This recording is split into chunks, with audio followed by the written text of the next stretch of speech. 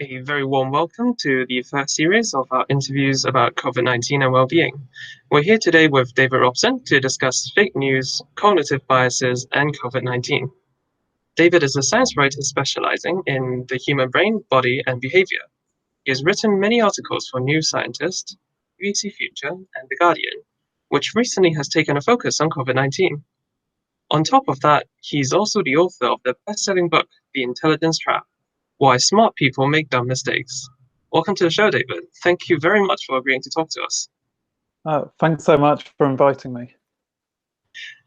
So, David, I know that you started out with a degree in maths from Cambridge. How has that led to the work that you do now? Yeah, good question. So I kind of initially fell into journalism by accident. I just after graduation kind of applied for this job as a news reporter at this kind of technology magazine. But actually just quickly I realized how much I loved that, and I'd always enjoyed writing, and I always have enjoyed like learning about new ideas, and it just seemed like a good way to become like a science reporter, to use my maths knowledge and the understanding of the scientific process, but then to still be able to also kind of combine that with my passion for writing and creating and for learning new things. Could you just tell us a little bit more about the intelligence trap, the concept of your book? Yeah, absolutely. So it's something that had been kind of mulling around like for kind of decades, actually.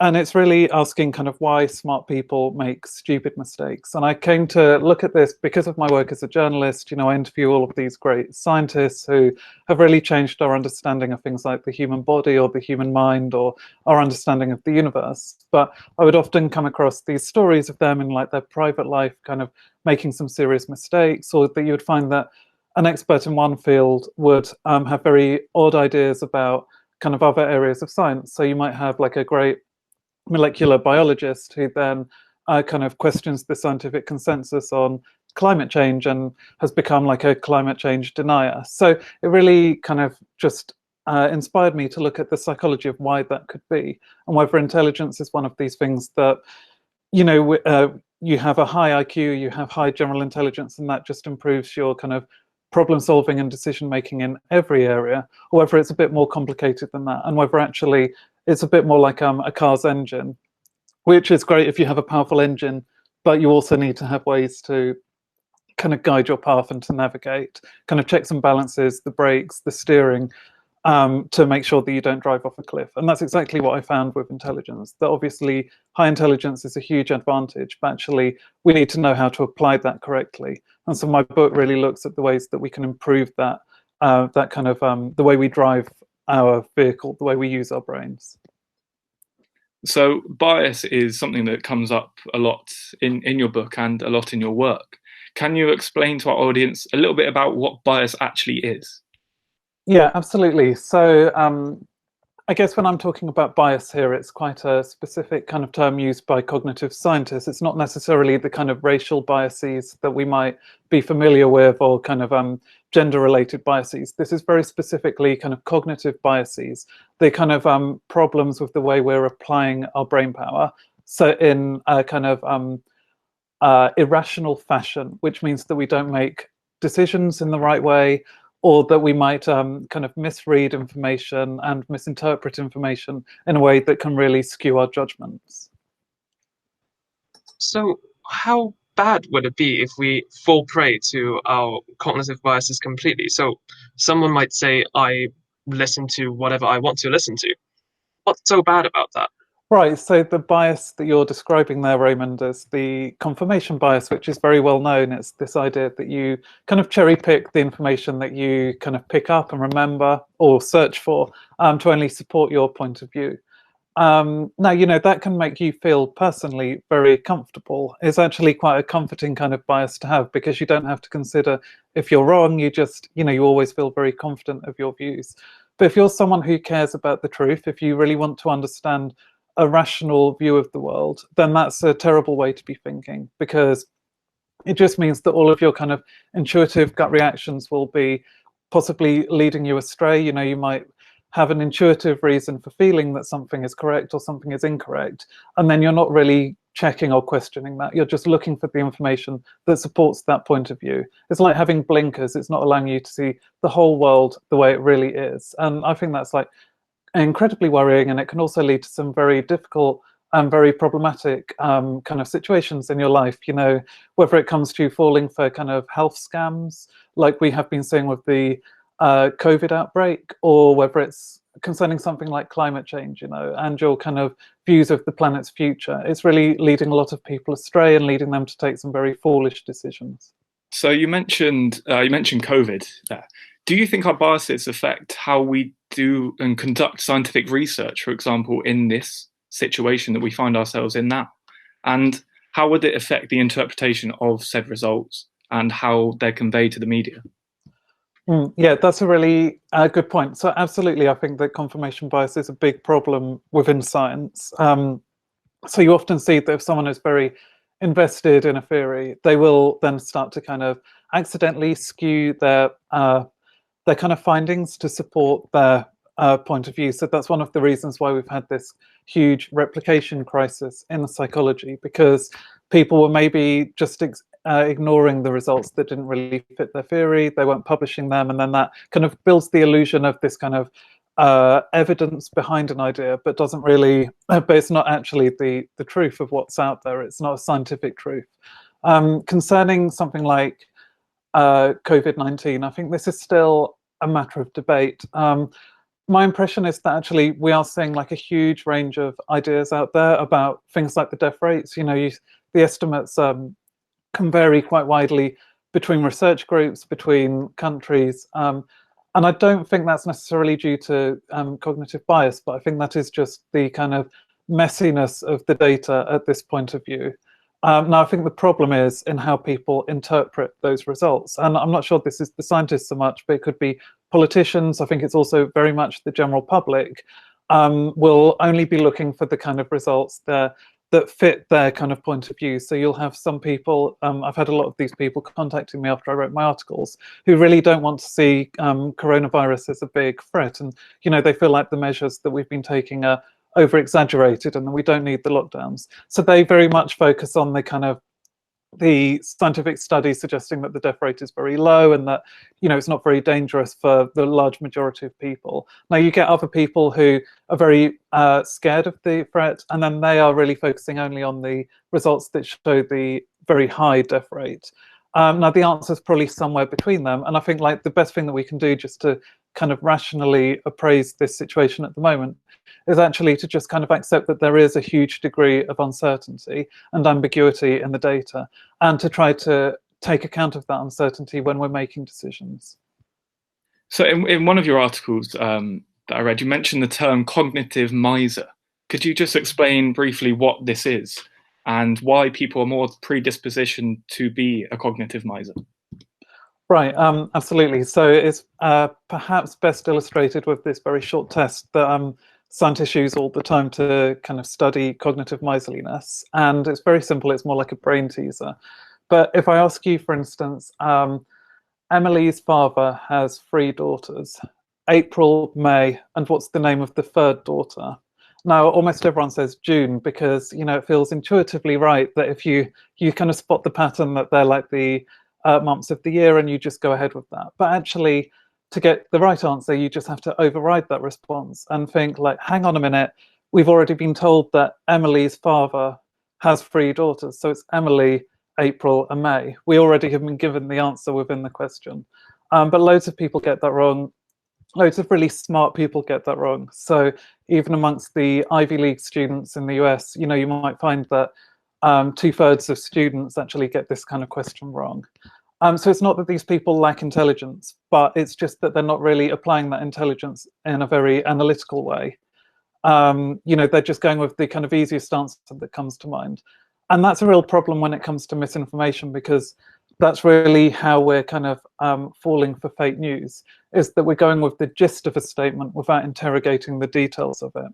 And studies have shown that people who are cognitive misers in the way I've described are much more likely to fall for misinformation and fake news. So it's a really serious concern. And it's a real tragedy when these people do have the intelligence, but they're just not using it correctly. So as you said, so many people sort of fall into this bracket. how do we begin to see past our own bias? Oh, yeah, like that's the $1 million question.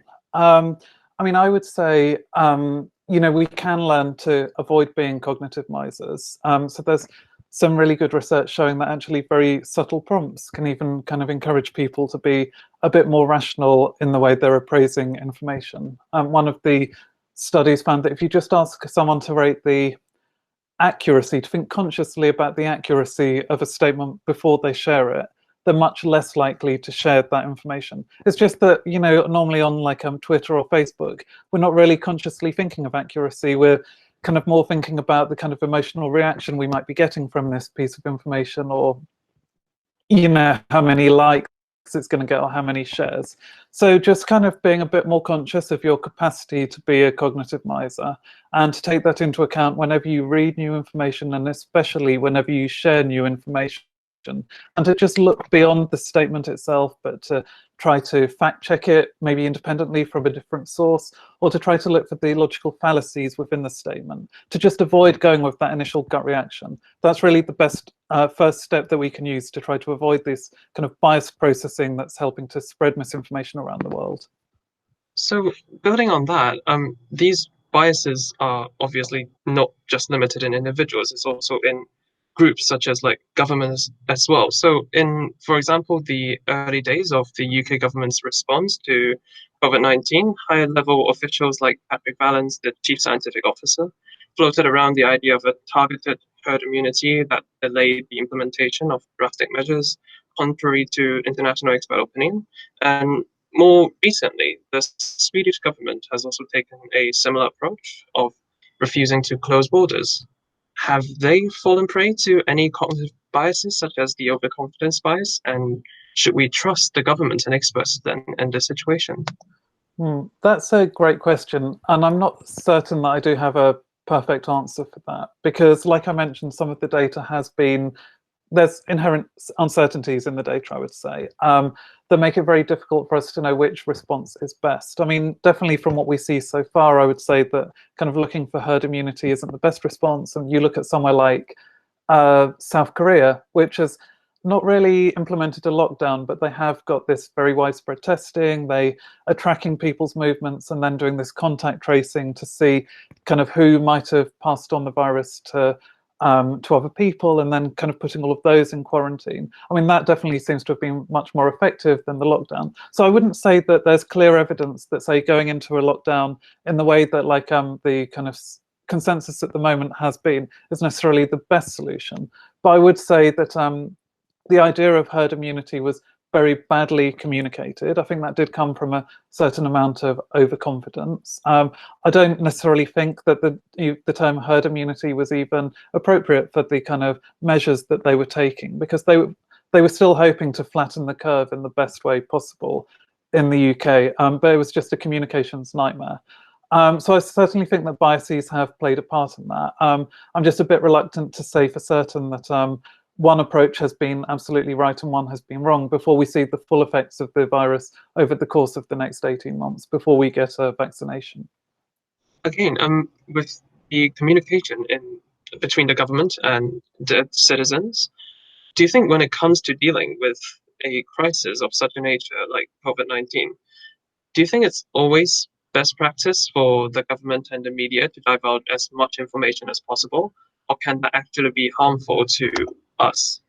I think actually, like, it's quite counterintuitive, but there is the scientific research and the kind of sociological research is very clear on this, that we don't want to sugarcoat the messages around a crisis. We actually want the opposite. Like, governments and leaders have to acknowledge the uncertainty if they're to gain the trust of the population. So I don't think, I mean, I think like in the UK even, especially like more recently, the government has been quite open about the risks and the dangers and the uncertainty of what's going to happen in the future. And I think that is reflected in opinion polls that showed that essentially I think 90% of the population do kind of stand behind the current measures that are being taken, which is quite a crazy amount of agreement for any political issue. You know, we don't really see that on any other political issues where you have the vast majority of the population all coming together for this kind of consensus view. So I think like we have been dealing with this fairly well after those initial kind of problems with communication about the herd immunity response. But absolutely, to go back to your original point, I think when there's so much obvious uncertainty around us, like the last thing that the public wants to see is politicians or kind of organizations trying to hide information and to sugarcoat the risk. Like we really want to know that we're fully informed and that we can make good decisions based on good information. And by communicating to the public, apart from government channels, there's also the journalists and the media writing for like newspapers or news stations about COVID-19. And because our interviews are also particularly targeted to people from developing countries, there are those who are just starting to face the threat of COVID-19. What advice would you give to the journalists that are just starting to write about COVID-19 in those countries? Yeah, that's a great point and something that I've been thinking about very carefully. Especially in my own coverage, but also in the coverage that I see elsewhere. I mean, I think like I mentioned with leaders, like it's important to give a very honest view of the uncertainties that are involved and to really interrogate that data, to not just jump on the kind of first study that you see and report that as if it's the single truth out there. You know, we need to kind of be very upfront about the fact that our view is being updated and changing day by day. And I think if you forget to acknowledge that fact, then you actually erode trust in the medical authorities and in the scientific process, because people start to get confused about why they were told one thing one day and a different thing the next, and they take that as a sign that they've been lied to. So my first piece of advice would really to just be very upfront about the ambiguity within the data. I would also say that when we're seeing so much of this kind of misinformation and fake news being spread, we have to be very careful about the way we debunk those myths. Now, the scientific research shows that actually methods to debunk a myth can actually backfire quite badly. So someone reads an article that questions and disproves a myth, and then they kind of forget the details of what they read, and they actually just remember the myth itself, and it increases their belief and confidence in that false statement. So there are definitely ways that you can avoid that. And I think the single biggest thing to remember is that you should also make sure that the truth that you're trying to communicate is more salient, more prominent than the lie. And this can be in the headlines. So rather than kind of repeating the statement and then adding at the end, is a myth, you're much better to just say the true statement itself. So for instance, the idea that drinking pure alcohol will kind of cure COVID-19 is one of these myths that's been going around and has actually caused a lot of people to die as a result. Now, I think that's not very useful for you to just kind of have a headline saying that's not true. I think it's much more useful to kind of embed that within an article that lays out the kind of the broader scientific truth about what precautions can actually prevent the spread of the disease. So to reaffirm that things like hand washing and social distancing are actually the best methods so far. So it's kind of focusing on the positive. When you're debunking, kind of trying to make sure that that's not the thing that people remember, that people don't remember the myth, they remember the truth as well. Yeah, those are my kind of main pieces of advice, I would say. So on that sort of note, and in a very similar vein to what you're just chatting about, there is a lot of contradictory information flying about around COVID-19, as you've just touched on. In a YouGov poll, 13% of Americans think COVID-19 was a hoax. If this is correct, do you think it's down to pure ignorance, or is it misreporting? What do you think the cause of this is? Yeah, I mean, that was something that really shocked me. And there's an even more shocking statistic that around 50% of US citizens believe that it was that the virus was man-made rather than a natural kind of zoonotic disease that came from an animal and was passed into the human population. You know, both of these, I think, are quite damaging myths to be spreading around. They erode trust in, you know, the kind of the medical consensus and the kind of measures that we should be taking to avoid the disease. They just they create this illusion of there being a conspiracy that we don't know about, and that's even more frightening than the disease itself. Now, I'm not sure exactly why like where these myths emerge from is, I mean, I think there's, amongst certain parts of the population, there is just a general distrust, both of kind of conventional medicine and of politics. And it seems that that distrust is just combined here and kind of become quite explosive in leading to the spread of these myths and rumours. And then they've also been endorsed by some quite high profile people as well. There was one of the regular writers for Goop was kind of a very prominent kind of conspiracy theorist in this way about the idea that the virus was a complete hoax. And the problem is that those people are already quite familiar, you know, they might be trusted by their audience. And once they kind of get involved, it very quickly spreads to all of their followers and begins to build momentum. And then the problem is that the more we see these kinds of ideas in our social feeds, the more we come to believe them ourselves because of this psychological effect called the illusion of truth. And that's simply the fact that with repetition, any fact can come to sound more believable. So I think it's a real combination of factors. It's down to kind of underlying uncertainties and suspicions within the population. And then it's these kind of psychological effects that allow misinformation to spread. They've really allowed these ideas to kind of come to such prominence when really we should all be focusing on the danger of the virus itself and the best way to contain it. So you mentioned some individuals there who are obviously very sort of well-educated people. Why do they sometimes in particular fall prey to this information? Yeah, I mean, one of those reasons is that they are the kind of cognitive misers that we mentioned earlier. So, you know, they're going with their gut reactions. They're not really looking very critically at the information at hand. What you see is that actually things like critical thinking skills don't correlate very well with measures of intelligence or education. In fact, if you measure someone's critical thinking skills across university, you would hope that you would see a steady kind of rise as people become better at appraising information. But you don't see that at all. And actually, for some courses, you can see critical thinking actually drops across higher education, which is the complete opposite of what you would want. So I think there's some problems here with our education systems that aren't actually teaching us how to appraise information, to look for logical fallacies, to weigh up evidence. A lot of our education actually just helps us really to build a convincing argument. You know, like I think often when you're writing an essay for school or university, you're really rewarded for just building a coherent argument and maybe not necessarily for kind of weighing up the evidence in the most fair and balanced way possible. So I think that's a really big problem. It's a kind of societal issue that then causes these kind of individual cases where people are highly intelligent but just not very good at critical thinking or rational thinking. So in this sort of line of thought, I often read about us living in a post-truth world. What does this mean to you? Hasn't the world always been post-truth? Yeah, I would agree with you that the world has always been post-truth. So, you know, you can see dating back to the 17th and 18th centuries, people complaining about kind of political rumours spreading like wildfire and the truth kind of struggling to catch up with it. I think it was the author of Gulliver's Travels who wrote that, and I think that's actually just what we're seeing today.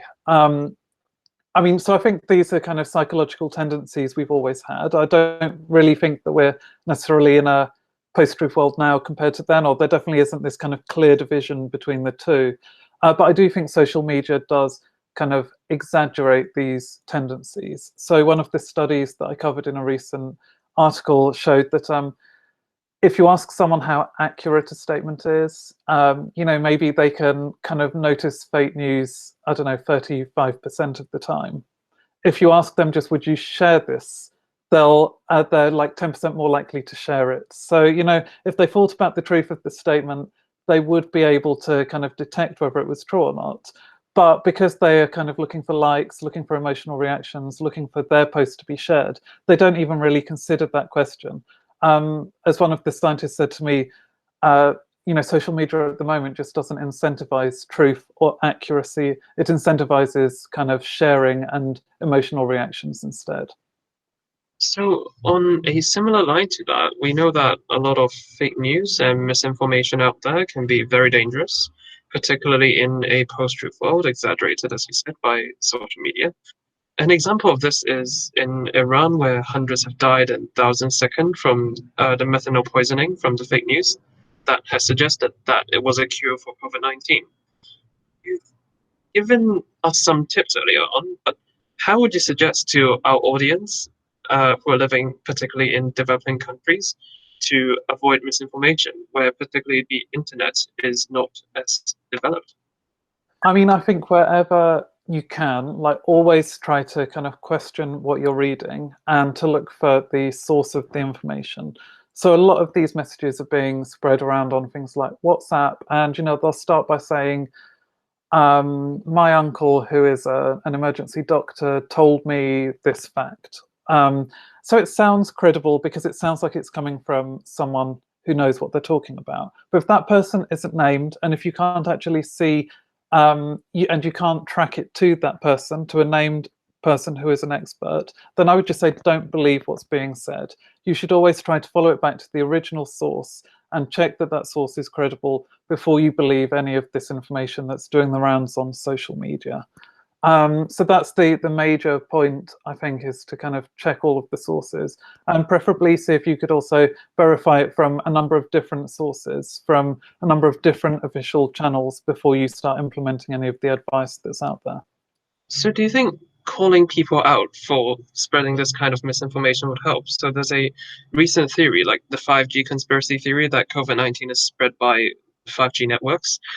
How should we point out this misinformation, and how do we convince people who believe in fake news?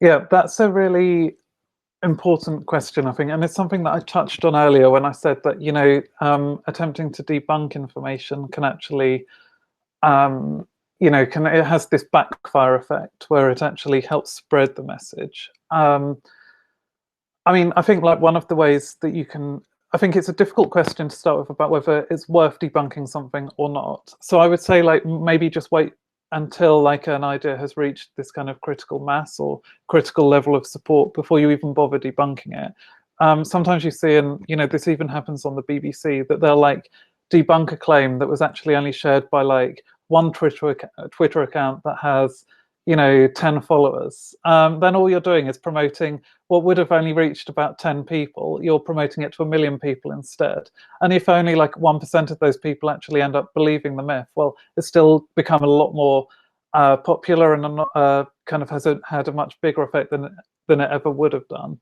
So definitely kind of be aware. But I think if you can be pretty certain that the vast majority of your audience will have now come across the kind of scam, and that they are going to be vulnerable to believing it, then I think that is the time to debunk the claim. And then you need to do so in a way that I described. So just make sure that you don't focus too much on the claim itself, and you make everything else around it much more salient. So that can be in the way you present the truth. You want to give the facts, but you want to make sure they're explained in as clear a way as possible, that you don't overcomplicate it, but you just give the facts in a very simple and easy to understand way. Because we know that people who like the kind of processing fluency of a fact is often taken for its kind of truthiness, which means it's like the kind of intuitive way that we read whether something is true or false. So you want to make sure that that your claim, the true claim, feels truthy, that it's processed easily, that it makes sense very easily. So don't overcomplicate it, and try to use things like graphics, because they can all help that processing. They can just help the idea click so that people really understand what's true and what's false. Also, I think like a very useful way of debunking myths is also to just tell the story of how the misinformation has been presented and how it's being spread. So look at the kind of underlying mechanisms of misinformation rather than just dealing with the claim itself. There's a lot of research showing that when you do this, it acts as a kind of inoculation to fake news. So once people begin to understand how they're being misled, no one wants to be misled, no one wants to be fooled. And so that actually just makes them much more skeptical of what they're reading in general.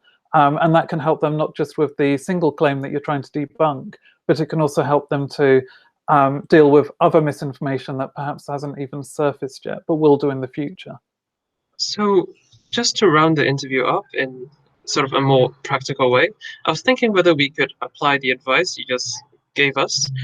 Let's pretend I'm an anti-vaxxer who believes that the government is trying to make my kids autistic by giving them vaccines.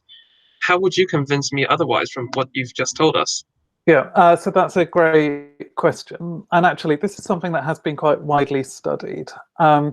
So I think, like in the past, a lot of the debunking claims, debunking attempts or campaigns around this kind of anti-vaccination movement had tried to give all of the details about the kind of scientific evidence for the uses of vaccination and the lack of side effects. You know, the side effects are absolutely vanishingly rare, in fact. You know, that is useful and it's important to communicate that. And I would say do that in a kind of graphical way with a graph to show the kind of just how rare the side effects are. That can be very effective. But I think also what people really need to understand is about where this erroneous idea about the dangers of vaccination and the risk of autism come from. And so for that, I would start by telling them about the kind of fraud, the scientific fraud that first kicked off this theory. So tell them about Andrew Wakefield, about how he had a financial stake in a company that was going to benefit from this fraudulent result, and let them know that actually this whole movement has arisen from not just from a kind of lack of evidence, but actually from some quite sinister motives. And that, according to the research, is actually much more effective at helping to get people to kind of sort through the information and come to the right conclusion for themselves. Thank you so much, David, for joining us today. I'm sure a lot of our audience has benefited from what you've just told us about fake news and biases and how to join the fight against misinformation. Thank you so much for tuning in, and we'll see you next time. Thank you.